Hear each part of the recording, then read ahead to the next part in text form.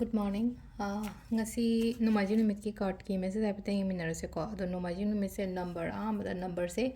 156 lere aduga color dana pink color gumba kai gumba do mana sinna bibe ai ko keno numit ki oina Nomaji gi oina pink se ko yai ado ahamada ko gi card ki message yeminara se aduga timing aphawa sai pe yengase ko ngasi gi oina timing aphawa se ke lege hai pado ado maga yeminara se ko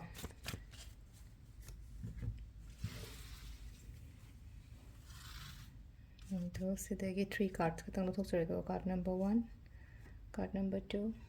card number 3 ko ahamba ani shuba ahum suba ko ahamba se khansira ani shuba khansira natraga ahum suba khansira ko ama khanbirase ama choose tawbirase ko first card khan banga yenga se ko ahamba khan banga gi oina kari energies lake habado ko anoba wakhan hairasine ko ngasi gi oina anoba ideas anoba opportunities ke ka no la o hai tar ko somda la o haina dumaina le ko ado sise ko kitang di careful oyo on the hai ko hari sumaina engon da hazik hadi ke no opportunities ama la e ko le na khala se ba khambra ado do phajana khantha raga pot to execute to bi ba hai tar ko sida lai se ko aduga amana ko hazik sum ishana su me ama khala ga le ramani ko ICC to bo kot pa ina ko phajana khantha ra to bi ko to gi pot to hathu hathu ke ka hadi baklang no jump tau gono bodu ki pot da ko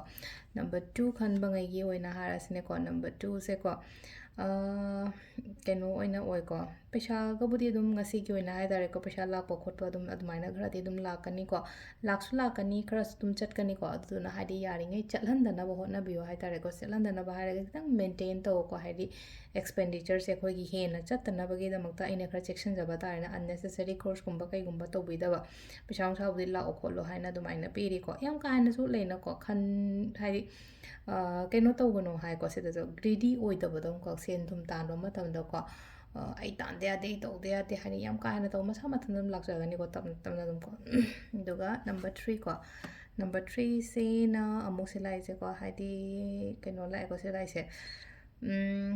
tauge haina khallagadi loinamak tawbu ngam ngatani ko shana aina tawdabada pangthoktabada ngaire hadi isata capable oibra oidabra haragadi yam phajana oi aina tawge aina khalliba poto ado aina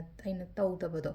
ado hadi tawbiyo ado gi poto phajana manifestation gumba kai gumba su taw adum mai pakani ko ado se sena khoi gi card ki message leire aduga timing ne ki pung 3 ka minute tram pandaina pung 13 ga minute 33 phang le ko adagi 12 ga minute yankhai dena pung 2 ga minute 38 phang le adagi 5 ga minute phum de dena 9 ga minute 9 phang le adagi